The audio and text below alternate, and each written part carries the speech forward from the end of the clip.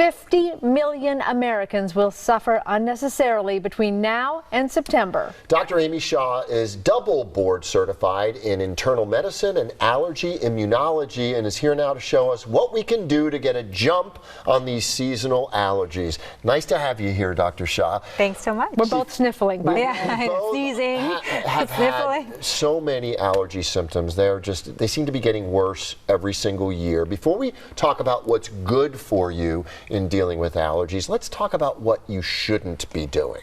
There's a few things you shouldn't be doing during this season. We kind of, put them in these categories of good and bad. And the bad things, I don't think we realize sometimes that the food we eat or the medications we're taking have all these preservatives and colors and flavors. So we're thinking now that not only is our internal environment changing, like our gut bacteria, but our external environment's changing, the weather's changing, and we're taking in a lot of toxins. So one of the things I tell people is, hey, if you're choosing an allergy medicine or any medicine, really, look at the inactive ingredients, look at the colors and flavors and sugars.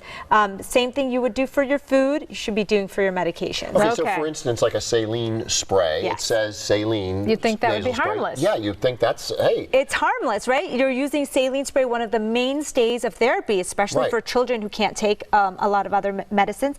You're never looking at the label and looking at the things that are added to saline that seems so, and it says nasal saline, doesn't say it has parabens and all these other preservatives. This particular nasal spray has all kinds of things that you can't even pronounce that are not good for you. So if you're looking for a saline spray, find 100% saline. Yeah, there's a few companies, Whole Foods has a few companies like Genexa, like, those organic brands that don't have the preservatives. Just make sure you're reading like inactive ingredients. They were saying up to 70% of a medication is the inactive ingredient, so you want to read it. And I see the martini glass. So obviously drinking is not good for allergies. Drinking is, so you want to skip the happy hour during allergy season. 78% more congestion when you go to happy hour and you're having 2 drinks or more a day during allergy season. You will have more congestion coming into your nose. And it's not just wine. People think of wine as the allergic thing, but it's any kind of alcohol. Interesting. Okay, what about over-the-counter meds like I'm on right now? Yes, over-the-counter meds is the biggest thing I tell people is that the nasal sprays like Flonase, Nasonex,